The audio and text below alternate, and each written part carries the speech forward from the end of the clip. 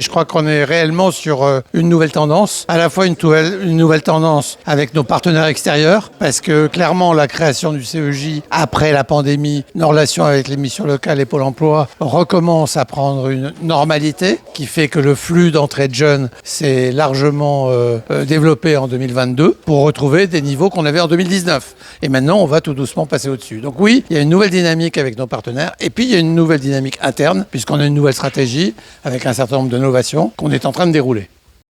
France Travail, vous savez, c'est toujours la même chose. Quand un nouveau dispositif arrive, d'abord, ça crée des difficultés. Malheureusement, on ne voit pas les bénéfices tout de suite. Mais c'est vrai que dans l'arrivée de France Travail, il y a des perspectives qui sont plutôt positives et qui devraient continuer à améliorer les relations et à améliorer le développement des E2C.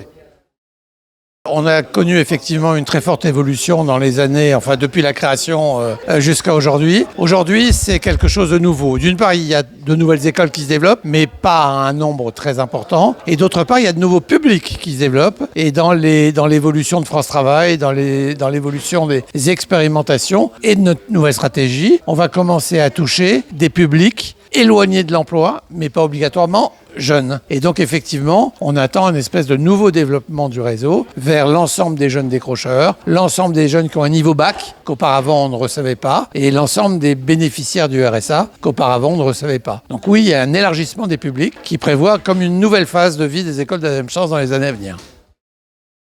C'est dur de parler de l'E2C VAR parce qu'aujourd'hui, dans toutes les interventions du réseau, quand on nous dit comment ça marche, on donne comme exemple l'E2C VAR.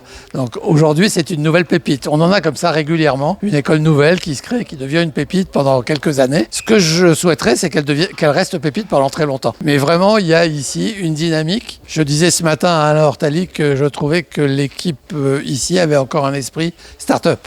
Et c'est ce qui fonctionne le mieux aujourd'hui dans notre rapport avec les jeunes pour leur réussite et pour développer une école.